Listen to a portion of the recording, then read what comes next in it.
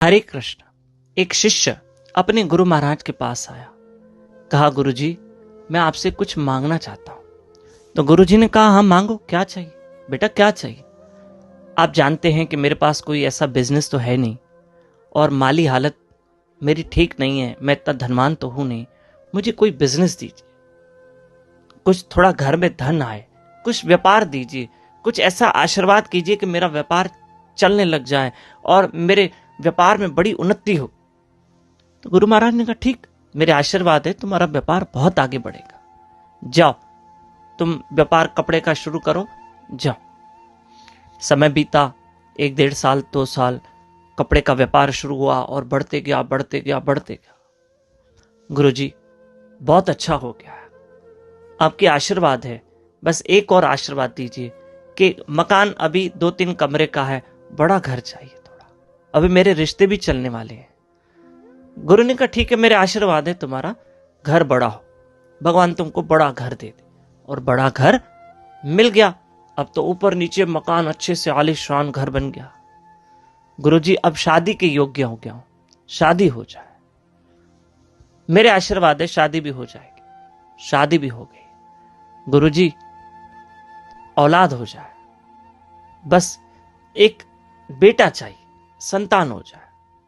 जाओ, भगवान तुमको संतान दे। अब संतान हो गई, बेटा मांगा, बेटा मिला, फिर बेटी मांगने आया तो बेटी मिली, फिर बच्चे बड़े हुए, कभी बच्चों की तबीयत खराब हुई, गुरुजी आशीर्वाद करो मेरे बच्चों की तबीयत ठीक रहे, वो भी होने लगा। गुरुजी, फिर मेरे बच्चों को स्कूल में एडमिशन नहीं मिल रही, एडमिशन हो जाए, आशीर्वाद दो, वो भी हो गया। समय बीता, समय बीता, मांगते गया और गुरु महाराज भी मुस्कुरा रहे हैं, सरल है महात्मा। गुरुजी, बच्चों के बड़े कॉलेज में एडमिशन हो जाए, गुरुजी अब बच्चों को अच्छी नौकरी मिले, गवर्नमेंट की नौकरी मिले, गुरुजी अब बच्चों की शादी हो जाए, अब उनको बच्चा हो जाए। मांगते गया, मांगते गया, मांगते गया। एक दिन रोते हुए गुरुजी के पास आया। बोला, एक बात कहूं गुरुजी, जीवन में बहुत कुछ आपसे मांगा, सब मिला, पता नहीं क्यों शांति नहीं है, मन को मजा नहीं है। तब गुरुजी ने हंसते हुए कहा, मूर्ख, तूने हमेशा संसार मांगा, संसार में शांति है ही नहीं, कभी ईश्वर मांगा ही नहीं। काश तुम मुझसे ईश्वर लेने आते, ईश्वर की भक्ति लेने आते, तो तुम जीवन में आज तुम्हें सब कुछ होता, जो तुमने मांगा वो तो तुम्हें मिलता ही मिलता, और साथ साथ तुम्हें शांति भी मिलती, सुकून भी मिलता। तुमने मुझसे कितना कुछ नहीं पाया, बहुत कुछ पाया, क्या नहीं पाया, सब कुछ पाया, लेकिन कभी तुम भक्ति की भावना से नहीं आए, या तुमने कभी ये नहीं कहा कि मैं भजन करूं, मैं सिमरन करूं, मेरी भक्ति में वृद्धि हो, मेरे बच्चे भक्ति करें, मेरे परिवार में ठाकुर जी की भक्ति हो। ऐसा कभी तुमने नहीं मांगा, यही तुम्हारे अशांति का कारण है। प्रिय बंधुओं, कथा, कीर्तन, भजन जुड़ो और खूब भजन, हरे कृष्ण कृष्ण कृष्ण हरे हरे, हरे राम राम राम हरे हरे।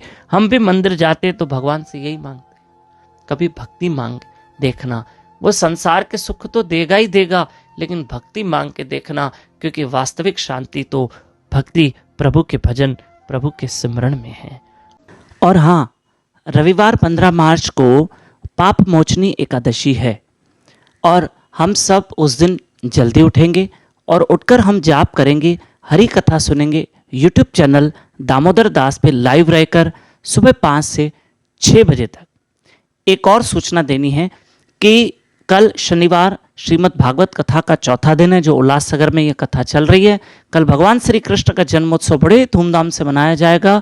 आप सब इवनिंग में 7:30 से 9:30 बजे तक श्रीमद् भागवत कथा में आप लाइव रहकर भागवत कथा का लाभ लें और भगवान श्री कृष्ण का जन्मोत्सव बड़े धूमधाम से हम मनाएंगे।